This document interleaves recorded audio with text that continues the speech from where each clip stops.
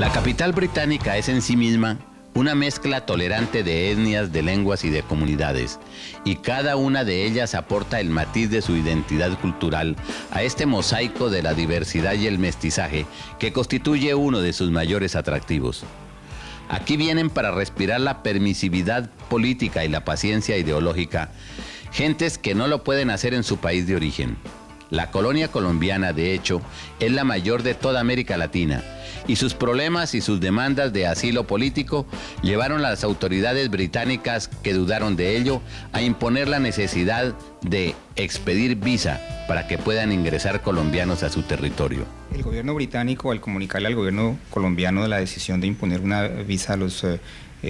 colombianos que venían a Inglaterra, fue muy claro al explicar su razón, que fue una sola, y fue la circunstancia de la avalancha de solicitudes de refugio político hechas por colombianos,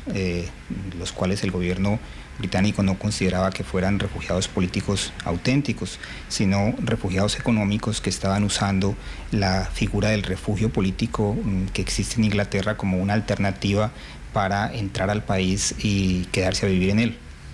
Doctor, se habla mucho de la violación de derechos humanos. ¿Cómo obtienen pruebas para demostrarle al gobierno británico que tienen derecho a ese asilo? Pues como usted sabe, no es posible desconocer la tremenda situación de violencia que vive Colombia, y que es una violencia que tiene las más distintas causas y de la cual es víctima muchísima gente. Sin embargo, a mí siempre me sorprendió que las solicitudes de asilo político no provenían de las regiones que se han caracterizado en Colombia por altos niveles de violencia, sino más bien provenían de las mismas regiones de donde proviene la gente que ya estaba establecida aquí en Londres, lo cual daba una indicación de que la gran mayoría de esas solicitudes, sin descontar que hay posibilidades de que haya solicitudes de asilo político real, eran solicitudes económicas de personas que venían a reunirse con sus familias y que tenían la intención de quedarse a vivir en Inglaterra, porque debo anotarle que la comunidad colombiana en Inglaterra es la comunidad colombiana más grande de Europa, y es la comunidad latinoamericana más grande de Londres. Nosotros calculamos que debe haber cerca de 80 o 90 mil colombianos viviendo y trabajando en Londres, que es realmente una cantidad muy apreciable. Y de esos 80 o 90 mil colombianos, ¿cuántos pueden estar aquí ateniéndose a su condición de refugiados políticos? Los datos que yo tengo sobre las solicitudes de refugios es de alrededor de 3.500 familias, o sea, 3.500 personas con sus familias. No todos tienen familia, naturalmente, pero el procedimiento de llegada de los refugiados normalmente era que primero venía el jefe de familia y luego, con las mismas razones, si era aceptado, traía a su familia mientras estudiaba su caso. En el año 95, que fue cuando empezó a crecer realmente la afluencia de refugiados, hubo 500 aceptaciones de estudio de casos de refugiados. Ya en el año 96 fueron casi 1.000, y en los primeros 4 meses del 97, que fue lo que llevó a la imposición de la visa, ya íbamos por 500. Entonces eso le da la idea de en qué medida la situación desbordó no solamente la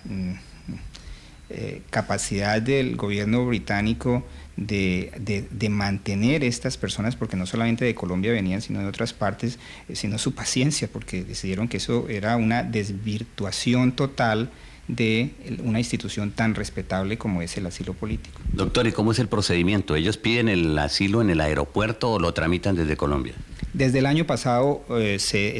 la legislación de inmigración respecto de los asilados políticos se volvió mucho más estricta. Antes del año pasado, una persona podía entrar al país como turista y en cualquier momento solicitar asilo político, y así lo hacían muchos una vez que descubrían las ventajas que se desprendían de ser asilado, porque obviamente el gobierno le ofrece a usted beneficios como manutención, como vivienda, como educación.